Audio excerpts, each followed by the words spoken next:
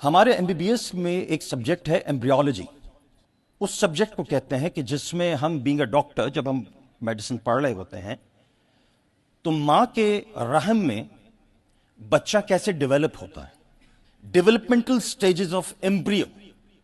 وہ 9 مہینے رب العزت ایک نئی زندگی کو ماں کے رحم میں کیسے تخلیق کرتا ہے. یہ پورا سبجیکٹ ایمبریولوجی کہلاتا ہے.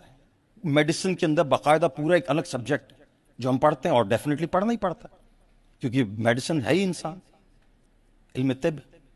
ایمبریولوجی کا گاڈ فادر، ایمبریولوجی کا انوینٹر، ایمبریولوجی کا بہت بڑا مصنف جس کی کتب ہم میڈیکل کالج کے اندر ایز اے ٹیکسٹ بک پڑھتے ہیں، اس کا نام ہے ڈاکٹر کیتھ ایل مور.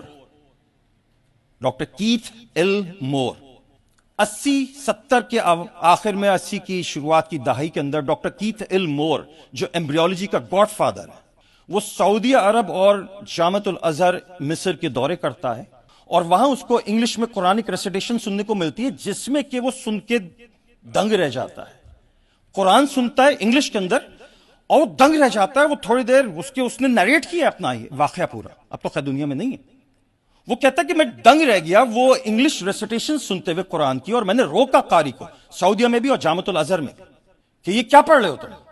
اس نے کہا ہماری آسمانی کتاب ہے، ہماری دینی کتاب ہے، قرآن مجید ہے.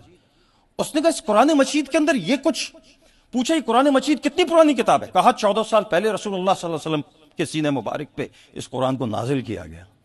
جس سینے کی قسمیں کھائیں گے، جو سینہ بھرا ہوا ہے علم سے، جن کو وہ کچھ پتا تھا جو پہلے ہو چکا تھا، اور جن کو وہ کچھ پتا ہے جو آگے ہونا ہے.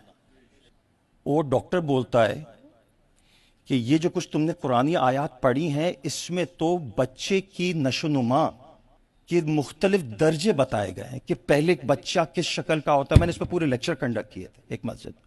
بچہ پہلے نطفہ ہوتا ہے تو کس شکل کا ہوتا ہے، پھر اس سے وہ کیا شکل اختیار کرتا ہے، ہوتے ہوتے ہوتے ہوتے وہ پورا ایک 9 مہینے کا بچہ کیسے بن جاتا ہے. قرآن نے سب کچھ بتا دیا ہے.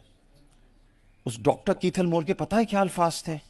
اس نے کہا کہ آپ عجیب قوم ہو، تمہارے نبی نے تو 1400 سال پہلے سب کچھ تمہیں قرآن میں بتا دیا، تم نے کھولنے کی توفیق نہیں ہوئی.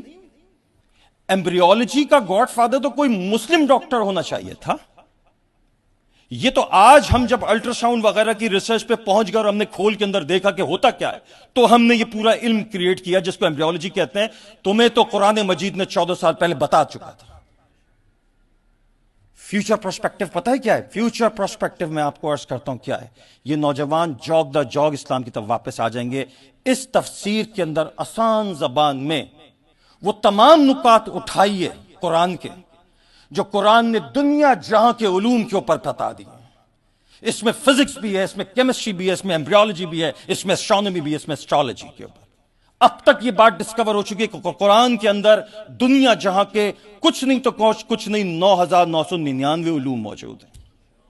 Imagine categories and headings. ہم نے اس قرآن کو محض اسلامی کتاب بنا کے ایک اسلامک پرسپیکٹو میں بس اتنا رکھ لیا کیونکہ مر گیا تو سوئے میں کھول لی، یا کسی دکان کا افتتاح تھا تو وہاں فاتحہ خوانی کروا دی. یہ کتنا بڑا خزانہ تھا اور ہم نے کیا کیا اس کتاب کے ساتھ. تو جو کچھ ہو رہا ہے ہمارے ساتھ ہم اس کے حقدار ہیں نا. جہاں آج کھڑے ہو گئے آ کے کہ وہ اقوام ہم پہ حکومت کر رہی ہیں جو آج سے صرف 200 سال پہلے جنگلوں میں آوارہ پڑی پھرتی تھی، آج وہ ہم پر حکومت کر رہی ہیں. ناسا کی لائبریریز کے اندر قرآن کی انگلش ریسیٹیشنز موجود ہیں. وہ جب علم فلکیات پہ کوئی تحقیق کرتے ہیں وہاں خاموشی سے اندر یہ بات موجود ہے. مشہور ہے، میرے ایک دوست نے مجھے بتائی، کہا ڈاکٹر صاحب وہاں وہ انگریزی کی ریسیٹیشنز قرآن کو وہ ناسا کے سائنٹسٹ کھول کے ویریفائی کرتے ہیں کہ آیا جو کچھ ہم نے فلکیات پہ تحقیق کیا قرآن میں مل رہی ہے تو سچ. اور ہم وہ اندھے ہیں کہ جن کو وہ علم دیا گیا تھا ہم نے بند کر کے یہاں رکھ دیا. زیادتی تو ہم نے خود کی ہے نا اپنے ساتھ. دوسروں کو کیوں اپنا دشمن بنائے بیٹھے؟ ہم خود ہی اپنے بڑے دشمن ہیں. ہم سے بڑا کون دشمن ہوگا اپنا؟ اس تفسیر کے اندر ڈاکٹر صاحب سے میری گزارش ہے، اور اس میں جو میں آپ کے کام آ سکا، سائنٹیفک نکات ڈالیے کھول کھول کے اس طرح سے کہ دیکھو اے دنیا والوں، جو تم آج بتا رہے ہو دنیا کو قرآن نے 14 سال پہلے بتا دیا تھا. یہ اس کا فیوچر پرسپیکٹو ہے. یہ انسٹیٹیوشن ہے آپ کے پاس، کام کریں اس کے اوپر، بنائیں ادارہ، کھول دیں اس کے علم کو.